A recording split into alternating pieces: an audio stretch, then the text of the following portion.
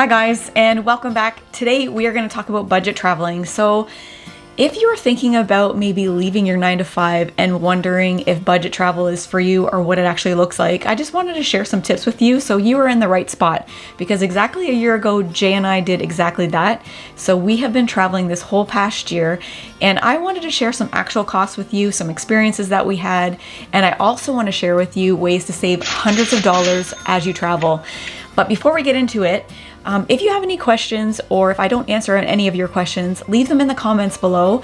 I read all the comments and I will try my best to answer them as best as I can. So let's jump right into it. So our first year of full-time travel was absolutely awesome. We did 8 months in Thailand. We explored all over Thailand, and we did a month and a half in Malaysia. Lots of beautiful, beautiful places in Malaysia to explore. Definitely want to go back there. We spent 2 weeks in Singapore. Then we jumped over to Indonesia, where we spent just a little over a month in Bali. And that was a whole experience. And we did a short little stint in Australia, and then we had to make an unexpected flight home. So we learned so much over the past year. So I want to share some stuff with you guys. So Jay and I have already been to Thailand in the past, but just on like 1 or 2 week vacations. So we kind of had an idea of what things cost specifically in Thailand because we'd been there before. So before we started to travel, we set a budget of $2,000 Canadian, which isn't a very big budget for 2 people. And that's like all inclusive, like your flights, your accommodations, our visas to get into the country, everything wrapped up under the $2,000 budget. Well, I want to tell you that we hit our budget every month, no problems, easy peasy, but no, that is not the case. Out of the 5 countries we did travel to, Thailand was definitely hands down the easiest country to save and be under budget. For the first 5 months we were under budget, thought we did pretty good. So we rolled that money over into the next months, and by December we were probably over budget by $2,000. So didn't do very good on the budget, but I didn't think it was bad considering it was our first year of full-time travel and we really didn't know what the expenses were in Bali. We knew Singapore would be expensive, and we didn't know the expenses really in Malaysia. When December hit, we were in Australia. Australia is an expensive country to live in. So we also had to make an unexpected flight home. So as you watch this, I am in Ontario, Canada, in freezing cold, and we just had a huge snowstorm, so I am literally frozen to the core. But all the more reason to go back to the warmth in 2023. Let's talk about our biggest expense while we were traveling, and that was food. I didn't think it was going to be food. I honestly thought it was going to be accommodations, but that incorporated our grocery shopping and our eating out in restaurants. So out of the 5 countries that we visited, besides Australia, it was cheaper to eat out in restaurants than it was to make a meal at home. And that's what we did. So in Thailand, for example, I mean, food is endless there. You can find a food market literally around every corner. And even the malls and their food courts, cheap meals. You can get a big plate of food for a couple dollars. You can get bowls of soup for literally pennies. And you can, if you wanted to, you could pay for an expensive meal. You could go to Hard Rock Cafe and get a nice steak dinner and pay Canadian prices if that's what you wanted. But you don't have to. That's the great thing about traveling, especially in Southeast Asia. It's so very inexpensive to eat the street food. A lot of people are worried about eating the street food, but a lot of the street food that you see that's out and about, it's made right in front of you. So if you can find a stall that has food, that's making food right there in front of you, you know it's gonna be fresh, you know it's gonna be cooked, and you're not gonna get sick, and you're gonna stay under budget. Our second big expense was accommodations. So you would think to stay in that $2,000 budget, we would have to stay in hostels, but we did not. We actually booked a lot of places through Airbnb and Agoda. But if you're a single traveler, hostels are a great way to stay on budget and meet lots of people that are probably doing the exact same thing you are doing. But it's probably one of the ways Jay and I probably could have stayed a little bit more on budget, because we don't really like to travel quickly. We like to stay at least in one area for at least a month. And when we were in Chiang Mai, for example, we rented a condo for 3 months, and we rented a scooter as well. So we would just bebop around, and you know, we did 23 videos of northern Thailand. So we saw a lot. But if it was further away places, we would book overnight accommodations and just stay. So there were some times we were paying for double accommodations. So looking back, probably one of the ways we could have saved on our budget was to not do that. But I think our accommodations were very reasonable. 2023, I think the prices are gonna look completely different than they did in 2022. When we started to travel at the beginning of the year, it was just at the tail end of COVID. So I think some of the accommodation prices that we did end up getting were COVID prices. But we'll see what 2023 has to offer. Some expenses that you may never think about if you've never long-term traveled before are visa requirements into the country that you want to visit and travel insurance. So when Jay and I started traveling in 2022, we actually had to show proof of what our travel insurance covered. And I've noticed now, looking to go and travel into 2023, that a lot of countries are a little bit more flexible on that, which is a good thing. But it's always good to have travel insurance so that you're covered if anything were to happen. Jay and I go through a company called Safety Wing. So a very easy company to sign up with, and you can turn it on and off very easily.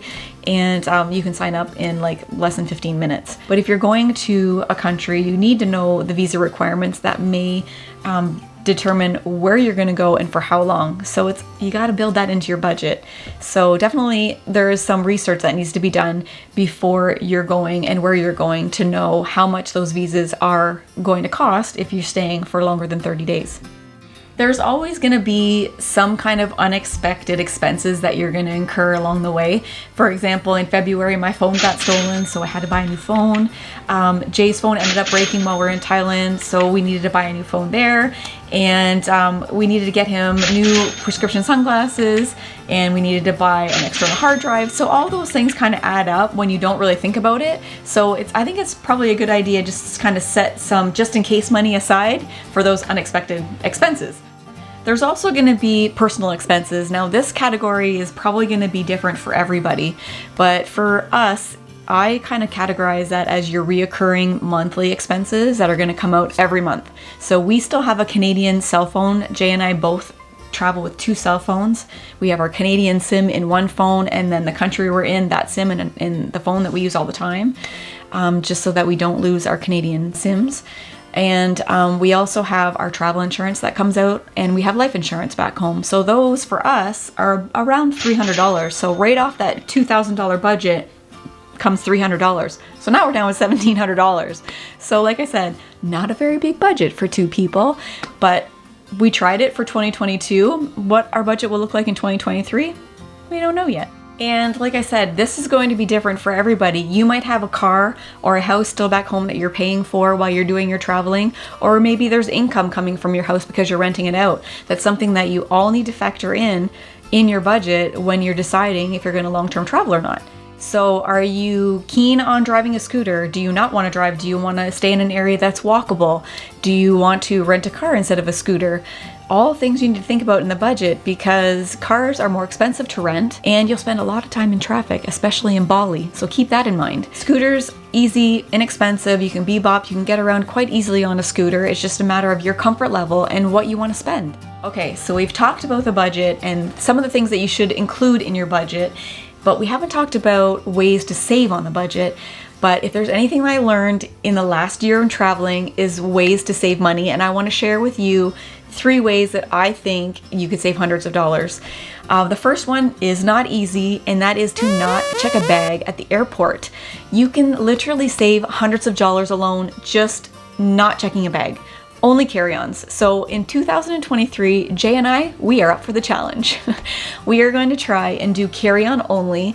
And I mean, the good part about doing carry-on only is that you don't have to wait in baggage claim, and you know your luggage will arrive with you wherever you are.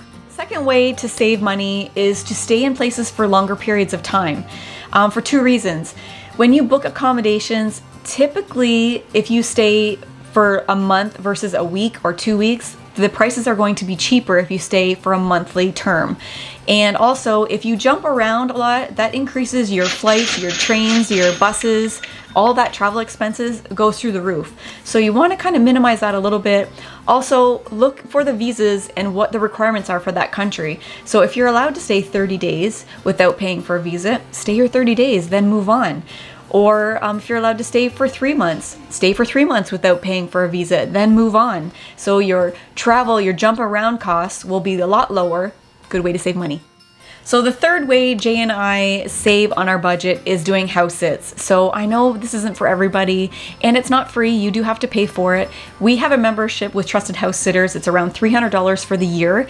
And basically after your first house sit, it's paid for. I know you have to take on responsibility of somebody's pet or somebody's home. It's a great way to keep in budget and go and explore a new country. I'm gonna leave the link in the description box below, so go ahead and check it out. So I want to say that it was super easy to hit that $2,000 budget every month. We were either below budget or on budget, but that is not the case.